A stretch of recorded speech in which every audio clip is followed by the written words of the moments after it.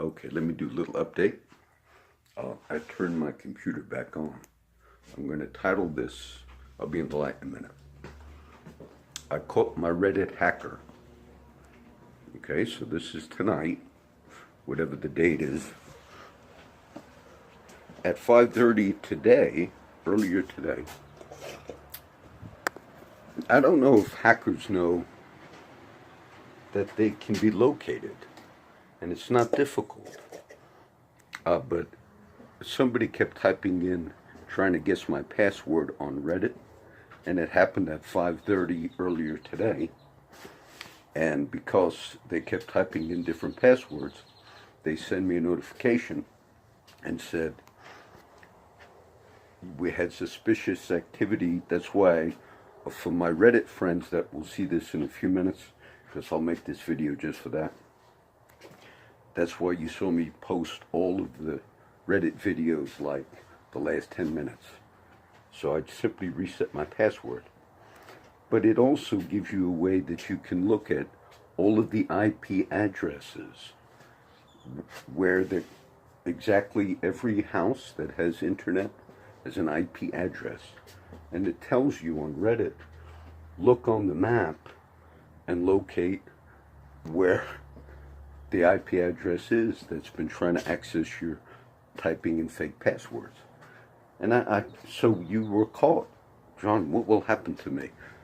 Look, it's a federal offense. It's high treason. Now, this last week, I might just title this the Reddit hacker, but also in the whole social media thing, being I got it on. YouTube, once again, nothing with me personally, but YouTube once again started a couple of people that I'm personally not familiar with. But there was a conservative comedian by the name of Steven Crowder. And YouTube then they were pushed to sort of go after his YouTube videos and demonetize him. Then they went back and forth.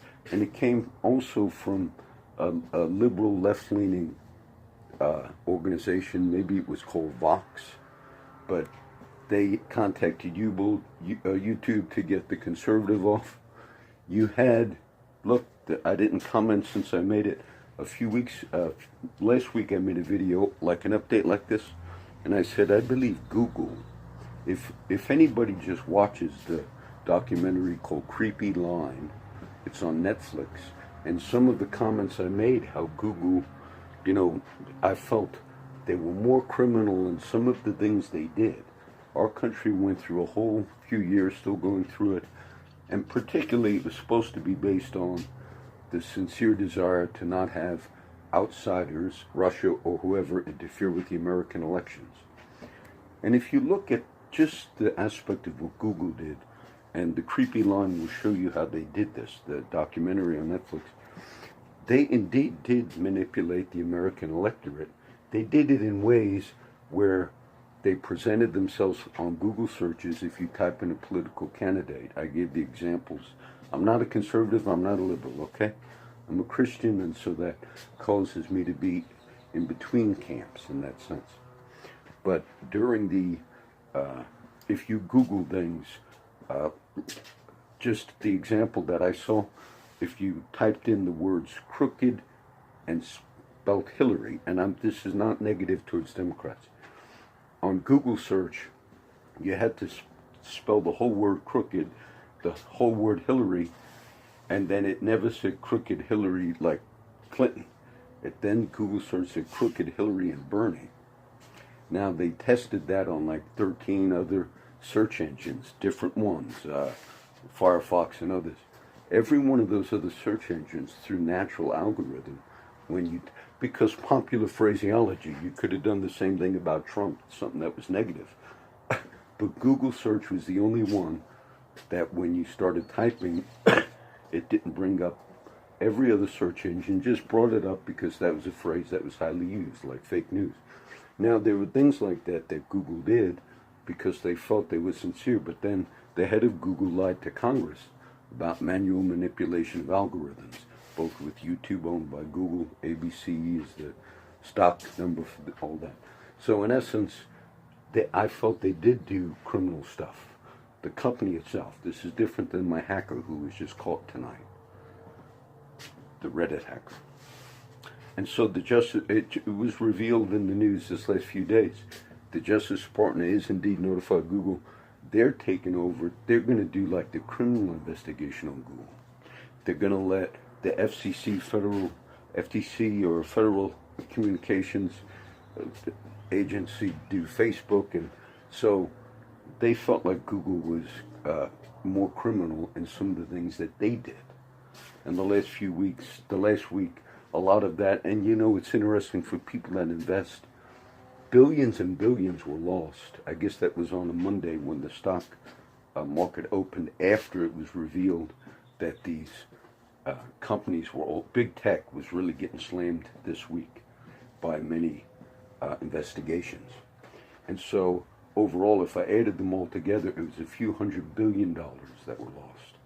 Like Facebook went down from its value, whatever it was valued at, 400 and something billion, and then went down like 40 billion.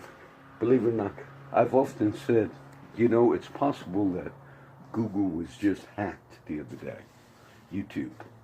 And they never want to reveal if they got hacked. Obviously not by me, but like hackers obviously did some things. And Google Cloud and Google and YouTube in the Northeast was down. Now, what would a company understand something? When you invest in the brick and mortar McDonald's and Burger King, the old way that people invested, you might have a good year or a good few months, or a bad year, or bad few months in sales in Burger King and so forth. But there's not one technical glitch that would shut down every physical Burger King and McDonald's in an instant. And possibly that glitch would shut them down for 2 weeks, which mean the collapse of the financial backing of these companies. And it causes you, because you have that.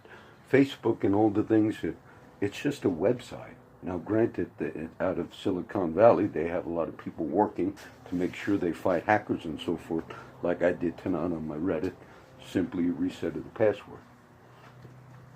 But if you have a big tech, which these companies are valued at, you know, $500 billion, not $500 million, and they have this tremendously high, if I have the numbers right, okay? I could be off. Maybe we're in the millions, but it's a lot, okay? And they lost. A big tech lost a lot in the beginning of the week after the investigations were open. And I would just simply say